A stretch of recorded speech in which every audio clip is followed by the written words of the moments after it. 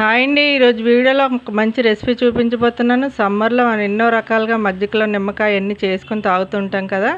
అలాగే కొబ్బరి నీళ్ళని చలవకి ఎన్నో రకాల రెసిపీస్ తీసుకుంటూ ఉంటాం. ఇలా మసాలా మజ్జిగ చేసి చూడండి. నేనెప్పుడు మా ఇంట్లో చేసి కుండలో ఉంచి ఉదయం నుంచి సాయంత్రం వరకు పిల్లలకి ఇస్తుంటాను అనమాట. ఒకసారి మీరు కూడా ట్రై చేయండి. ముందుగా మిక్సీ తీసుకొని ఒక చిన్న అల్లం ముక్క వేసుకోవాలి.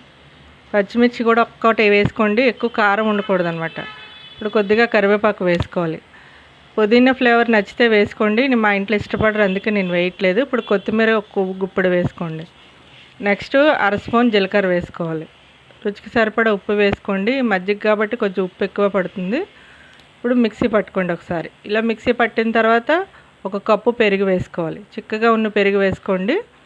ఇప్పుడు పెరుగు వేసి కూడా మిక్సీ పట్టేసుకోవచ్చు. లేదు మీరు కుండలోని కవ్వంతో చిలుక్కున్నా పర్వాలేదండి. నేనైతే మిక్సీ పట్టేస్తాను అనమాట.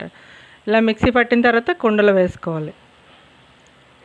సరే, అంత చక్కగా కలర్ఫుల్గా ఉందో, టేస్ట్ కూడా అంతే బాగుంటుందండి. ఇప్పుడు ఇందులోని 3 కప్పులు వాటర్ వేసుకోవాలి. ఏ కప్పుతో అయితే పెరుగు తీసుకున్నామో అదే కప్పుతో 3 కప్పులు వేసుకోవాలి. ముందు 2 కప్పులు వేసి నేను కలిపిన తర్వాత నెక్స్ట్ ఇంకొక కప్పు వేస్తాను అనమాట. ఇది కుండలో ఉంచుతానండి. ఫ్రిడ్జ్లో పెట్టకుండా అలా కుండకి ఒక తడి క్లాత్ కట్టేసి ఉంచుతాను. అది సాయంత్రం వరకు కూడా పులవదు, టేస్ట్ కూడా చాలా బాగుంటుంది. ఇప్పుడు ఇంకో కప్పు వాటర్ వేసి ఉప్పు కూడా వేసేసాను. ఇప్పుడు గ్లాస్లో వేసుకోవడమే. పిల్లలు ఇలా తాగరనుకుంటే వడకట్టి కూడా ఇవ్వచ్చండి. టేస్ట్ అయితే చాలా బాగుంటుంది. ఈ మసాలా మజ్జిగ నచ్చితే లైక్ చేయండి, షేర్ చేయండి. Thank you for watching.